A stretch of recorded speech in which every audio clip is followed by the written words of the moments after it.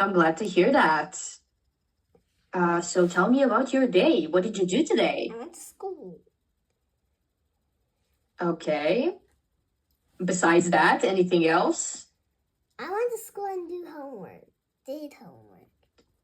Did not homework. Okay.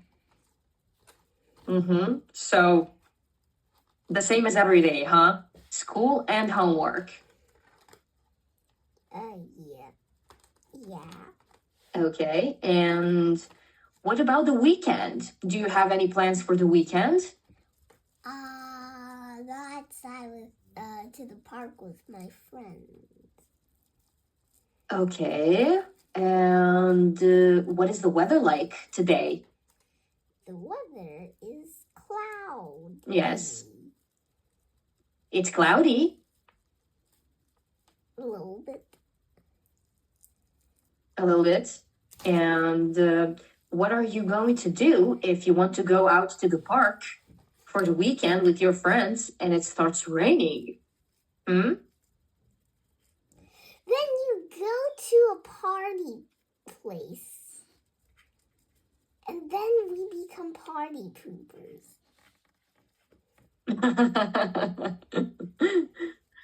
Okay, that sounds fine by me, It sounds very cool. And I like the expression, actually. I love it. Very well. And if we talk about holidays, do you have any holidays coming up in China? No. No? Okay. And what is the first holiday of the next year?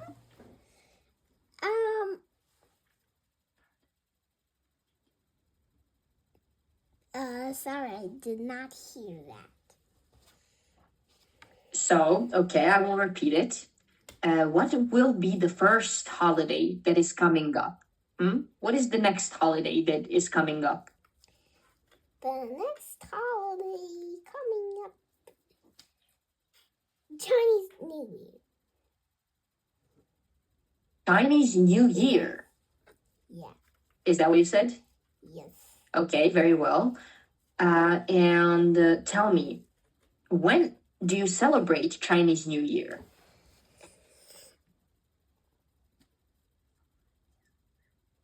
After winter break.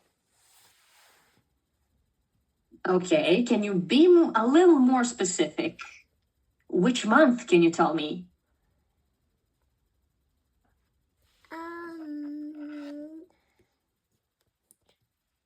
January. Okay, January. So you celebrated in winter, right? When it's still very cold. Okay, so if I've never been to China and I don't know how that looks, how could you describe Chinese New Year to me?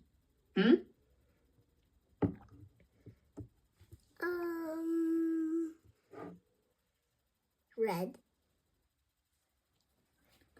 Wow, that's cool. Like red everything. I didn't expect a one-word explanation, but that was very, very good, actually. So red and yellow, right? Red and gold, kind of. Red and golden and orange and golden and orange and golden. Okay, I like that. When I talk about the usual, the Western kind of New Year, I would say fireworks, I would say food, and I would say celebration. And if you had to use 3 words to describe Chinese New Year, which 3 words would you use, huh? Red. It's red, orange, and golden, and everyone is. And we eat. So that was 3 words. And we eat dumplings. Yes, very well. Oh, that sounds delicious. Wait, fireworks, dumplings, and red, mostly red. Okay, mostly red, fireworks and dumplings. I like that. Fine by me. I'm happy about that. Okay, so are you ready for us to focus on our textbook? Yes. Okay, let's do that. Okay, so as I said in our last class, we finished talking about some important words, about phrasal verbs and about idioms and about stuff like that. Now we're going to go more in a literary way. So we're going to talk about summary of events. This is the part 1 of the summary of events. This says, let's trace the key events that set our story in motion.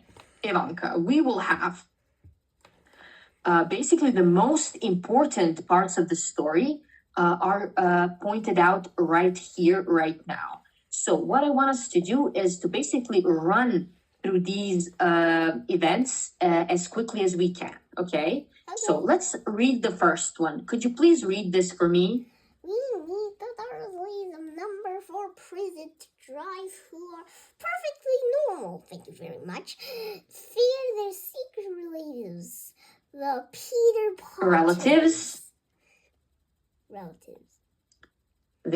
Very good. So relatives. Okay, very well. That's pretty good, summed up. I'm going to read the 2. It says, strange signs. On the day our story starts, strange things happen. Owls fly in daylight, people in cloaks celebrate, and a cat reads a map. What? A lot of strange things happen. So this is basically the very, very beginning of the first book. This is how the first book starts, and this is what sets the story in motion. And I'm especially intrigued by the cat that reads a map. And do you know who is this cat that reads a map? This cat that reads a map is Professor McGonagall. Very good. Was it Professor McGonagall? All right. Yes, it is. It is Professor McGonagall. What? I said, yeah, I didn't hear that. Professor McGonagall. Yes, it is Professor McGonagall. So look at this. It says, a baby on the doorstep. If not, maybe the most important thing that happened is this. Albus Dumbledore, Professor McGonagall, and Hagrid leave the orphaned baby Harry Potter with the Dursleys. So this is the crucial event that happens in the first book, is one of the most important events, is Harry being delivered to the Muggle world as a baby. Exactly, they leave him with the Dursleys, which is very unfortunate for Harry. So we meet the Dursleys. Can you tell me who makes up the family of the Dursleys? How many members are there? Can you tell me?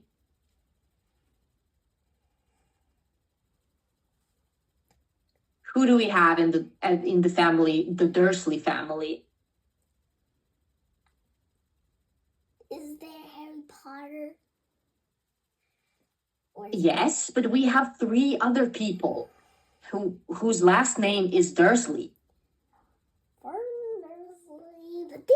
Dursley, but only a Dursley, which sounds awkwardly weird.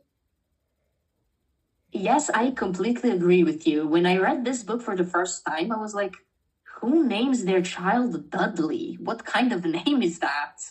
I mean, what? Yeah. So I completely agree. Okay, good summary.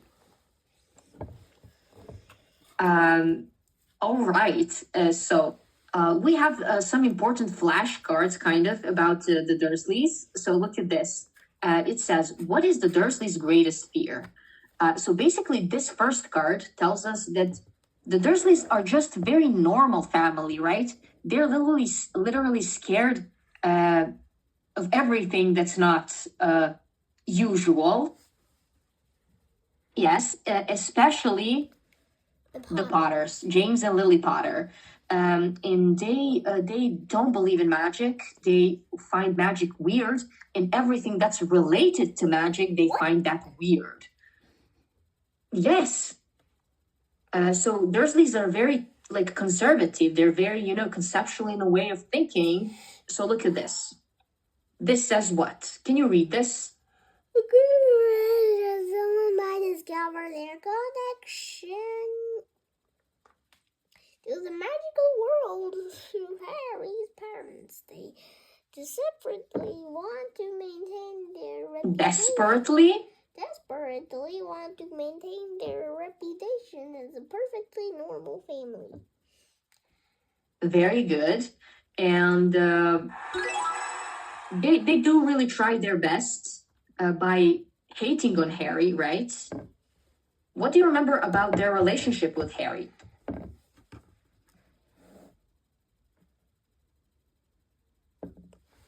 Not good.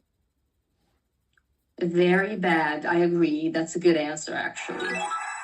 So look at this. This says, how do the Dursleys treat Harry as he is growing up? It's very sad, so let's read it.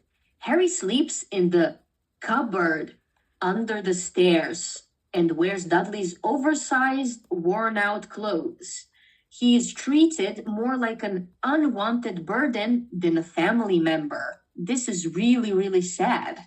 And Harry actually they never celebrated his birthday. They never gave him any gifts for Christmas.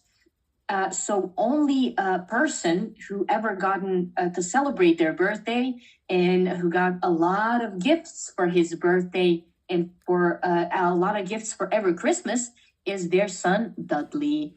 And I remember Dudley once described, Harry once described Dudley as a pig in a wig. And I really like that. Because he's a pig. Yes, pig in a wig. Do you know what a wig is? Yeah, a wig is like the hair. Yes, like it is. The fake hair. Like fake hair. It is. Do you think this description is suitable for Dudley? Yeah. I agree. Thank you very much. All right, so if we move on, we'll go look at this. What is the first rule for a quiet life with the Dursleys?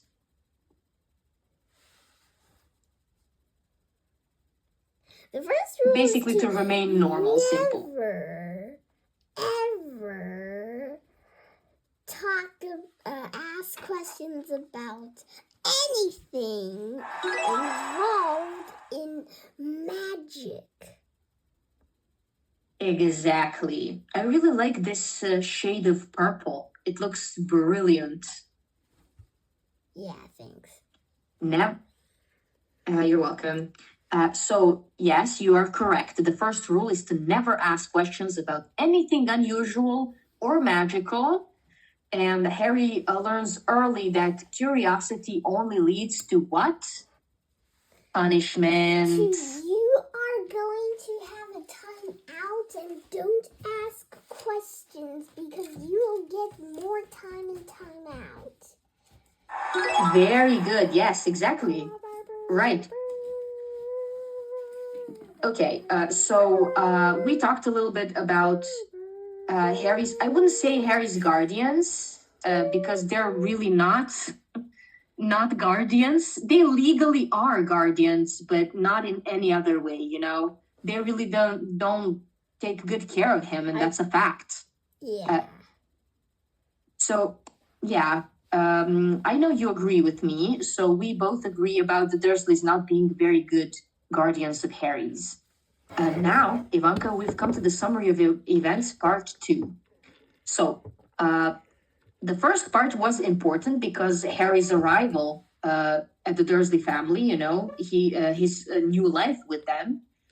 But the second part is maybe even more important because we get to learn about magic. So let's put these events in order. So we have a little timeline here. Look at this. We have a little timeline. It says 1, 2, 3.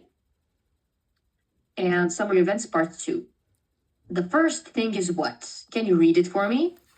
Live in a cupboard. 10 years pass and Harry lives a miserable life. Often punished for strange things that happen around him he can't explain. Very well, we just talked about that. And then one very, very important thing happened. The letters arrive. A letter arrives Yes. for Harry's address to the cupboard under the stairs. Uncle Vernon Confiscates it. Confiscates it, but more and more letters keep coming. Oh, did I mention Very that well. he's happy? Pardon, what? Did I mention that he's happy? No. And all of them are happy. Yes, they are very happy, and that's really not true because in the book they're all just weirded out. All right, tell me, do you know what this word means? Confiscates?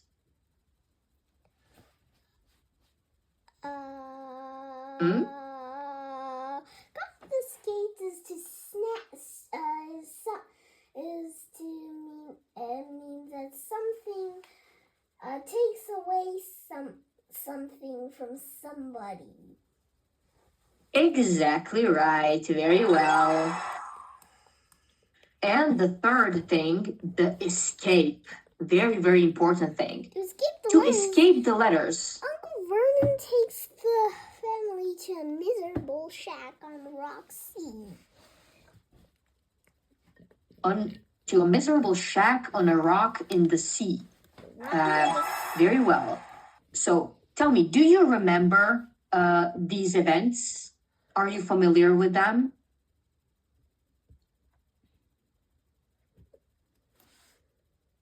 Yes. Yes, very well. That's the only thing I wanted to know. Okay, so we can move on then. Now, comprehension when talking about the letters. Why is Harry so surprised to receive a letter? What do you think? Because Harry has never ever received a letter for himself. Yes, that's true. So Harry is actually very used to feeling left out. Do you think that's true? Probably. Okay.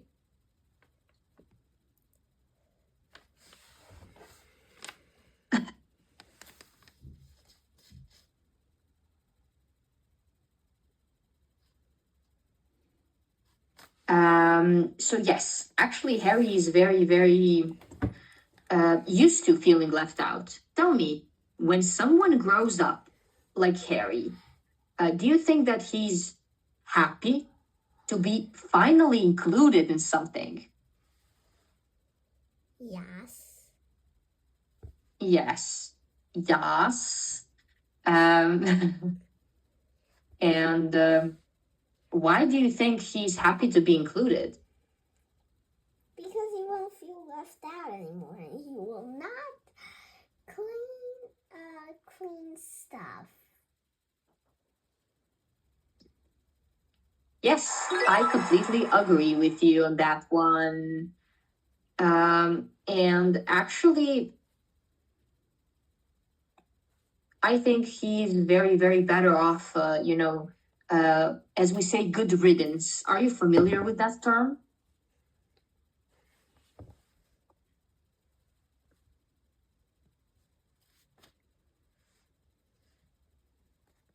Okay, this is one of I love this expression. What do you think? What can it mean?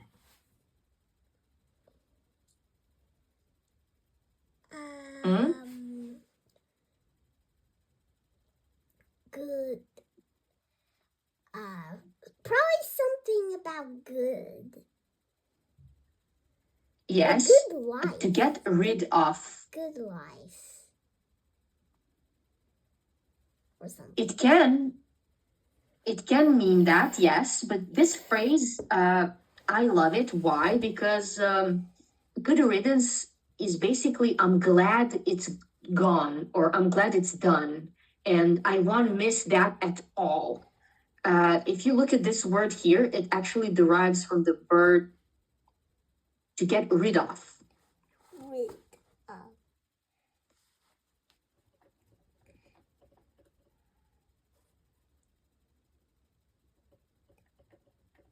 of. So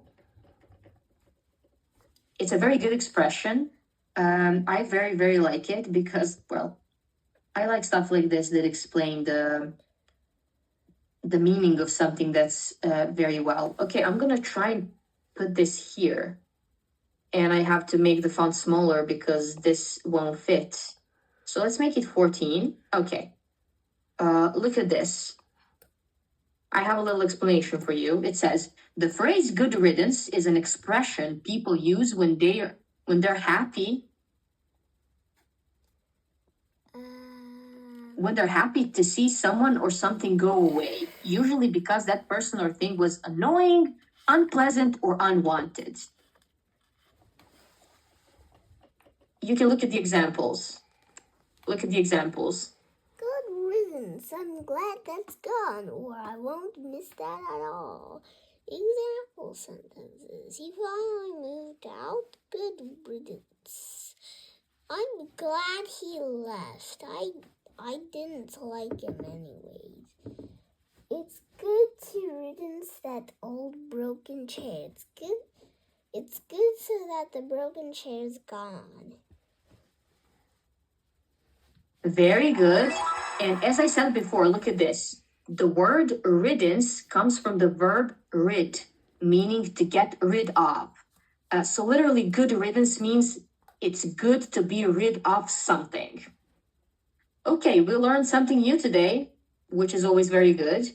Do you remember this? This is actually a very important thing that happens. How does Uncle Vernon react when he reads the first letter?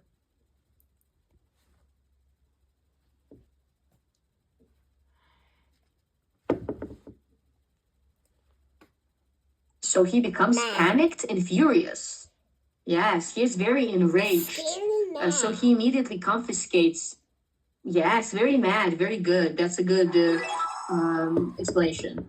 So he immediately confiscates the letter and tries to prevent more from arriving by blocking the mail slot, changing addresses, and eventually they had to leave, right? They had to flee the hut, and so they went to that miserable old shack. And do you remember this? Look at this question. Do you recall what happened? What important event is happening on the night the family's in the shack? Harry's 11th birthday, a milestone that will prove to be life-changing, and marks his official entry into the wizarding world that he actually didn't know existed. He's actually very, very confused of. Yes, and as readers, we perceive Harry differently now. Now we know that he's very important, that he's the protagonist. And do you think, is Harry aware of his own power and importance in the wizarding world? No. No? And how does he feel at the beginning when he gets the letter and learns more about it? Shocked and a little bit confused. Yes. We're gonna make a short break now, and I will see you in 5 minutes. We're gonna continue with the summary of events. Part what? Part 3. Okay, Ivanka, let's take a short break, and I'll see you in 5 minutes, okay?